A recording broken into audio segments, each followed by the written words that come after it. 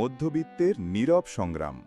রাত গভীর, শহরের নিয়ন আলো হয়তো অনেকের কাছে স্বপ্নের মতো, কিন্তু এই আধারে, এই নীরব গলিতে বসে থাকা এই ছেলেটির চোখে অথবা ওই মেয়েটির নিভে যাওয়া দৃষ্টিতে আপনি কি দেখতে পান?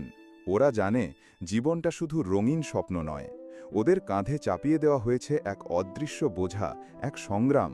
সেই সংগ্রামটা বেঁচে থাকার, মাথা উঁচু করে দাঁড়ানোর, আর তার একমাত্র অবলম্বন শিক্ষা। আজও কি আমরা বুঝব না, যখন আমাদের সন্তানেরা পড়াশোনার বই ফেলে মোবাইল হাতে তুলে নেয়, যখন লাইব্রেরির কোনায় ধুলো জমে আর পরীক্ষার হলে খাতাগুলো ফাঁকা পড়ে থাকে, তখন কি আমরা উপলব্ধি করতে পারি কি ভয়ঙ্কর এক ভবিষ্যতের দিকে আমরা এগিয়ে চলেছি? হয়তো আজ মনে হচ্ছে, আরে জীবন তো সহজ, কিন্তু বিশ্বাস করুন, 15 বছর পর এই পৃথিবীই আপনার সন্তানের ফুটবল হয়ে উঠবে। তখন অন্যের দয়া, অন্যের করুণা ভিক্ষা করা ছাড়া আর কিছুই বাকি থাকবে না। শিক্ষা শুধু 4টে দেয়ালের মধ্যে বই মুখস্থ করা নয়, এটা হলো দক্ষতা অর্জন, টিকে থাকার জন্য, সম্মান নিয়ে বাঁচার জন্য।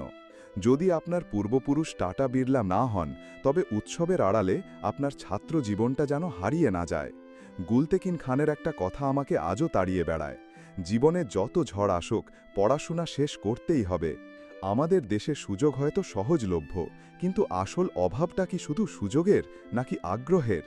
এই প্রশ্নের উত্তর যদি খুঁজে না পাই, তবে সার্টিফিকেট নামের এই কাগজটা একদিন গলার কাঁটা হয়ে দাঁড়াবে, শত বছর পিছিয়ে দেবে আমাদের ভবিষ্যৎকে।